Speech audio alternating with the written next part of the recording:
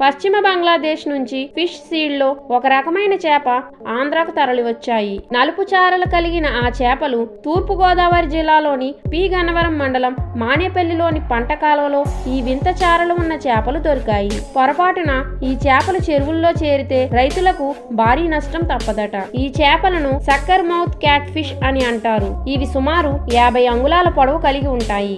దక్షిణ అమెరికాలో ఉన్న అమెజాన్ నదిలో ఎక్కువగా ఈ చేపలు ఉంటాయి. అలాంటి ఈ చేపలు ఇప్పుడు మన దగ్గర కనిపించడం అందరినీ ఆశ్చర్యపరుస్తుంది.